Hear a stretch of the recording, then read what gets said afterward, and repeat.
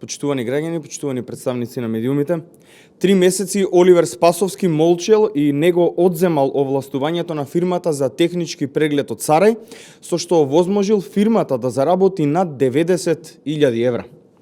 Спасовски, како министер во Министерството за внатрешни работи, имал добиено официјален извештај со констатирани неправилности, тој молчел и него одземал овластувањето, со што директно ја злоупотребил службената положба.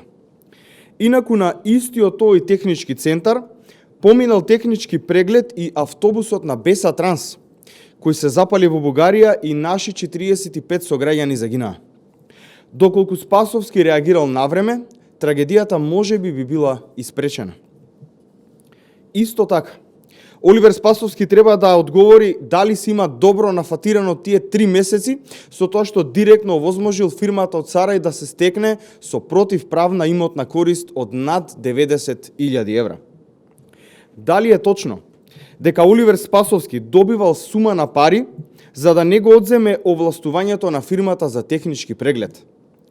И дали поради трагедијата во Бугарија, во страв и паника од грижа на совест, го одземал овластувањето на фирмата од Сарај само 3 дена по трагедијата? Оливер Спасовски е уште една црна дамка на СДС, покрај Заев, Филипче, Ковачевски, Љупчо Николовски. Синоними на овие луѓе се зборовите криминал и корупција. СДС мора да се дистанцира и огради од овие луѓе ако сака да остане на политичката сцена. Ви благодарам. Повелете доколку имаме прашање. Од СДС денеска го обвинија дека сакате да правите дефокус од сите теми како што велат оние кои што биле важни во изминатата недела, преку објавување на вести и обвинувања кон на партијскиот претседател Филипче, имало над 70 објави во текот на изминатата недела, откако што велат од СДС на портали блиски до владеачката партија. Како го коментирате тоа?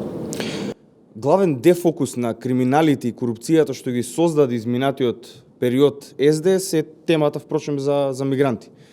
Председателот на владата и председател на ВМРО-ДПМН беше дециден и констатираше дека доколку Филипче најде барем еден мигрант што е тука во Македонија по договорот за Обединетото кралство, дека ќе се повлече од политиката.